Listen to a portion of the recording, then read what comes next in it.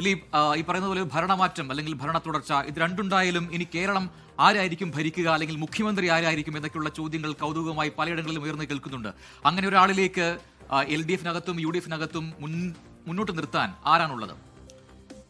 പ്രജിൻ, LDF-നെ സംബന്ധിച്ച് നമുക്കറിയാം, LDF-ന് ഭൂരിപക്ഷം ലഭിക്കുകയാണെങ്കിൽ അത് ക്യാപ്റ്റൻ എന്ന് ഇതിനകം തന്നെ വിളിപ്പേരുള്ള പിണറായി വിജയനായിരിക്കും എന്ന കാര്യത്തിൽ യാതൊരു തർക്കവുമില്ല. പിണറായിയെ മുൻനിർത്തിയാണ് LDF ഈ തെരഞ്ഞെടുപ്പിൽ മത്സരരംഗത്ത് ഇറങ്ങിയത്. അതേസമയം UDF-ന് ഭൂരിപക്ഷം ലഭിച്ചാൽ ആരായിരിക്കും മുഖ്യമന്ത്രി എന്നത് സംബന്ധിച്ചൊക്കെ തെരഞ്ഞെടുപ്പിന് ശേഷം മാത്രമേ അറിയാൻ കഴിയൂ. മുഖ്യമന്ത്രി സ്ഥാനത്തേക്ക് നിലവിലെ പ്രതിപക്ഷ നേതാവ് VD സതീശനാണ്. അങ്ങനെയുണ്ടെങ്കിൽ അത് ഈ പ്രതിപക്ഷത്തെ ഭരണത്തിലേക്ക് എത്തിക്കുന്നതിൽ മുഖ്യ പങ്ക് എന്ന് അവകാശപ്പെടുന്നവരുണ്ട്. അതല്ല, മറ്റു ചില നേതാക്കളുടെ രമേശ് ചെന്നിത്തല, KC വേണുഗോപാൽ തുടങ്ങിയ നേതാക്കളുടെ പേരുകളും സജീവമായുണ്ട്. അതുകൊണ്ട് തന്നെ മുഖ്യമന്ത്രി ആരാകും എന്നതൊക്കെ തെരഞ്ഞെടുപ്പിന് ശേഷം നമുക്ക് കാത്തിരുന്ന് കാണേണ്ടതാണ്. അശ്വത, 71 എന്നുള്ളതാണ് മാജിക് സീറ്റ് എന്ന് പറയുന്ന നമ്പർ, ടോട്ടൽ ഭൂരിപക്ഷം നോക്കുകയാണെങ്കിൽ. അപ്പോൾ അത് പക്ഷേ BJP അല്ലെങ്കിൽ NDA ക്യാമ്പ് പറയുന്നു 40 സീറ്റ് വന്നു കഴിഞ്ഞാൽ ഭരണം ഞങ്ങൾ തീരുമാനിക്കുന്നതാണ്.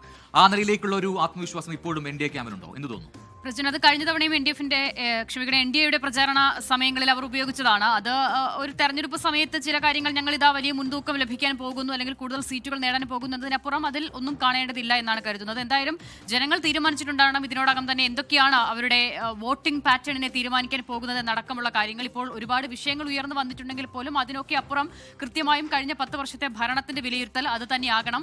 ഒപ്പം തന്നെ അതാത് മണ്ഡലങ്ങളിലെ ജനപ്രതിനിധികളുടെ വിലയിരുത്തൽ അതുകൂടിയാകണം. ആ നിലയിലായിരിക്കണം ഒരുപക്ഷെ ജനങ്ങൾ ഈ തെരഞ്ഞെടുപ്പിനെ സമീപിക്കുക എന്ന് തോന്നുന്നു.